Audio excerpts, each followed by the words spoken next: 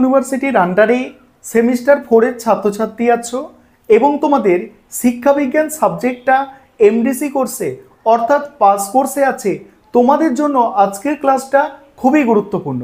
আজকের ক্লাসে তোমাদের CC4 পেপার অর্থাৎ এডুকেশনাল অর্গানাইজেশন অ্যান্ড প্ল্যানিং এই পেপার থেকে 100% কমনযোগ্য সাজেশন নিয়ে আলোচনা করব। তোমাদের এর আগে আমি সেমিস্টার 4 এডুকেশন এমডিসি কোর্স অর্থাৎ জেনারেল কোর্সে যে দুটি এডুকেশনের পেপার পড়তে হবে তার সিলেবাস আমি আলোচনা করেছি। আজকে তোমাদের আমি CC4 পেপারের 100% কমনযোগ্য সাজেশন নিয়ে আলোচনা করতে চলেছি।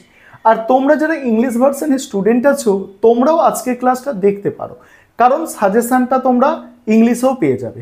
তাহলে আমি স্ক্রিন রেকর্ডের মাধ্যমে সাজেশনটা আলোচনা করছি, তোমরা দেখো। এবং তোমাদের সাজেশনটা আমি ইউনিট অনুযায়ী সাজিয়ে দিয়েছি যাতে তোমাদের প্রথম থেকে পড়তে সুবিধা হয়, এবং যেগুলো মোস্ট ইম্পর্টেন্ট প্রশ্ন তার পাশে স্টার দিয়ে চিহ্নিত করা আছে।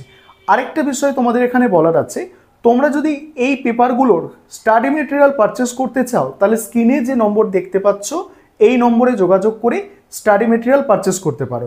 চলো তোমরা সম্পূর্ণ সাজেশন দেখে নাও। এবারে তোমরা সম্পূর্ণ সাজেশনটা দেখে নাও। তোমাদের CC4 যে পেপারটা আছে, CC4 পেপারের নাম হচ্ছে এডুকেশনাল অর্গানাইজেশন অ্যান্ড প্ল্যানিং। এখান থেকে এবারে যে প্রশ্নগুলো তোমাদের তৈরি করতে হবে, দেখো একদম ইউনিট অনুযায়ী তোমাদের জন্য সাজেশনটা তৈরি করা হয়েছে, এবং যেগুলো স্টার দিয়ে চিহ্নিত করা হয়েছে এগুলো তোমাদের জন্য মোস্ট ইম্পর্টেন্ট প্রশ্ন।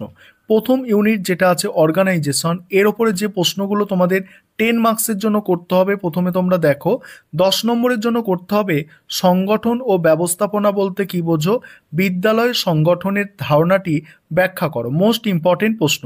এখান থেকে 3টে প্রশ্ন 10 নম্বরের দেওয়া আছে, 3টেই মোস্ট ইম্পর্টেন্ট। পরের প্রশ্ন হচ্ছে বিদ্যালয় সংগঠনের বৈশিষ্ট্যগুলি কি কি।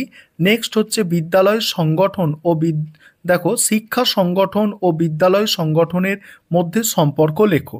এবারে দেখো 5 নম্বরের প্রশ্ন এখান থেকে করতে হবে বিদ্যালয় সংগঠনের ধারণাটি ব্যাখ্যা করো, বিদ্যালয় সংগঠনের বৈশিষ্ট্যগুলি লেখো, শিক্ষা সংগঠন ও বিদ্যালয় সংগঠনের মধ্যে সম্পর্ক লেখো। এগুলো এখান থেকে 5 মার্কসের করতে হবে।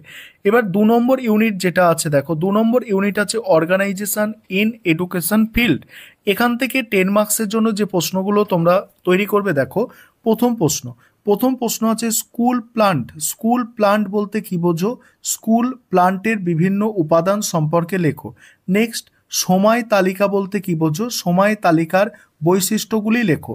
পরের প্রশ্ন বিদ্যালয় স্বাস্থ্য পরিষেবা কেন প্রয়োজন, আর বিদ্যালয়ের স্বাস্থ্য পরিষেবার বৈশিষ্ট্যগুলি লেখো। পরের প্রশ্ন আছে একটি মাধ্যমিক স্কুলের স্কুল প্লান্ট সম্পর্কিত প্রয়োজনীয় বিষয়বস্তুগুলি সংক্ষেপে আলোচনা করো। তারপরে কি আছে দেখো, বিদ্যালয় শিক্ষার গ্রন্থ তালিকার ভূমিকা আলোচনা করো, গ্রন্থাগার সংগঠনের প্রয়োজনীয়তা লেখো। নেক্সট আছে বর্তমান পরিস্থিতিতে বিদ্যালয়ে কী ধরনের স্বাস্থ্য পরিষেবা দেওয়া উচিত। নেক্সট মাধ্যমিক বিদ্যালয়ে 8ম শ্রেণীর জন্য সময় তালিকা প্রস্তুত করতে গেলে কোন সাধারণ নীতিগুলির ওপর বিবেচনা করতে হবে। এখানে দেখো যে প্রশ্নগুলো স্টার দিয়ে চিহ্নিত করা আছে এই প্রশ্নগুলোই তোমরা যদি কেবলমাত্র করো সেখান থেকেই তোমরা 90% অর্থাৎ 80% থেকে 90% প্রশ্ন কিন্তু এই স্টার দেওয়া প্রশ্নগুলোর মধ্যে থেকেই তোমাদের পরীক্ষায় আসবে। ঠিক আছে, মিনিমাম 80% প্রশ্ন স্টার দেওয়া প্রশ্নের মধ্যে থেকেই তোমরা পরীক্ষায় কমন পেয়ে যাবে। এবার 5 নম্বরের প্রশ্নের জন্য যেগুলো তোমাদের তৈরি করতে হবে এই ইউনিটটা থেকে দেখো কর্মশালা কি, কর্মশালার বৈশিষ্ট্য, তারপরে বিদ্যালয়ের স্বাস্থ্য পরিষেবা কেন প্রয়োজন, সময় তালিকার বৈশিষ্ট্যগুলি লেখো। নেক্সট আছে স্কুল প্লান্টের যে কোনো 5টি উপাদান সম্পর্কে লেখো। নেক্সট বিদ্যালয় শিক্ষার গ্রন্থাগারের যে কোনো 5টি বৈশিষ্ট্য। নেক্সট বিদ্যালয়ে কম্পিউটার শিক্ষা কেন প্রয়োজন। নেক্সট বর্তমান পরিস্থিতিতে বিদ্যালয়ে কী ধরনের স্বাস্থ্য পরিষেবা দেওয়া উচিত। নেক্সট মাধ্যমিক বিদ্যালয়ে 8ম শ্রেণীর জন্য সময় তালিকা প্রস্তুতের সাধারণ নীতিগুলি লেখো। এবারে 3 নম্বর ইউনিট এডুকেশনাল প্ল্যানিং এর ওপরে যেটা আছে, দেখো এখান থেকে যে প্রশ্নগুলো তোমাদের করতে হবে 10 মার্কসের প্রথম প্রশ্নগুলো দেখে নাও। শিক্ষা পরিকল্পনার বিভিন্ন প্রকারগুলি বা প্রকারভেদগুলি লেখো। নেক্সট শিক্ষা পরিকল্পনা বলতে কি বোঝো, শিক্ষা পরিকল্পনার বিভিন্ন স্তরগুলি আলোচনা করো। নেক্সট শিক্ষা ব্যবস্থাপনার উদ্দেশ্যগুলি লেখো। যে কোনো 3 ধরনের শিক্ষা ব্যবস্থাপনার সম্পর্কে লেখো। পরের প্রশ্ন আছে শিক্ষা ব্যবস্থাপনায় শিক্ষা ব্যবস্থাপনার অর্থ ব্যাখ্যা করো। স্বৈরাচারী ও গণতান্ত্রিক ব্যবস্থাপনার তুলনা করো।